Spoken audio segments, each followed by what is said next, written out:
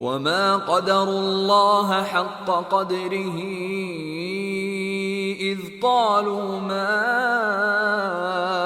أنزل الله على بشر من شيء قل من أنزل الكتاب الذي جاء به موسى نورا وهدى للناس تجعلونه قراطيس تبدونها وتخفون كثيرا وعلمتم ما لم تعلموا أنتم ولا آباؤكم قل الله ثم ذرهم في خوضهم يلعبون. And they did not appraise Allah with true appraisal when they said, Allah did not reveal to a human being anything. Say, who revealed the scripture that Moses brought as light and guidance to the people? You Jews make it into pages, disclosing some of it and concealing much. And you were taught that which you knew not, neither you nor your fathers. Say, Allah revealed it. Then leave them in their empty discourse, amusing themselves. وهذا كتاب أنزلناه مبارك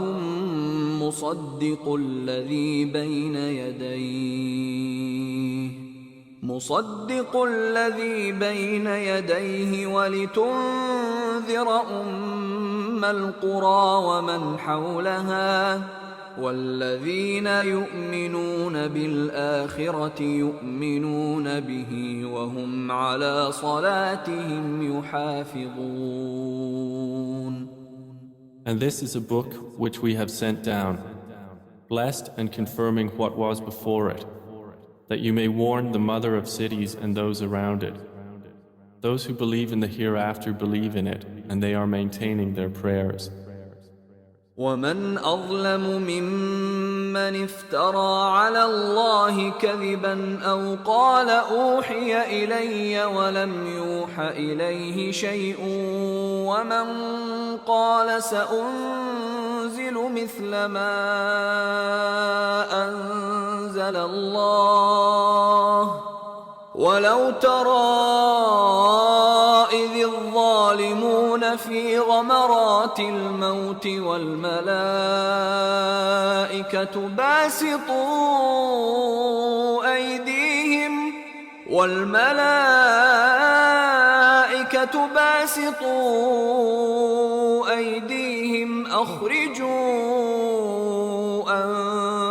أنفسكم اليوم تجزون عذاب الهون بما كنتم تقولون على الله غير الحق وكنتم عن آياته تستكبرون. And who is more unjust than one who invents a lie about Allah, or says, it has been inspired to me, while nothing has been inspired to him, and one who says, I will reveal something like what Allah revealed.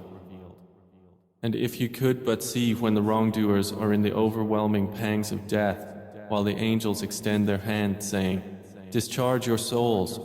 Today you will be awarded the punishment of extreme humiliation for what you used to say against Allah other than the truth, and that you were, toward His verses, being arrogant.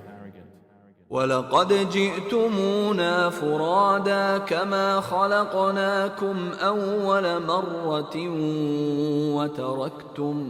وَتَرَكْتُمْ مَا خَوَّلْنَاكُمْ وَرَاءَ ظُهُورِكُمْ وَمَا نَرَى مَعَكُمْ شُفَعَاءَكُمُ الَّذِينَ زَعَمْتُمْ أَنَّهُمْ فِيكُمْ شُرَكَاءُ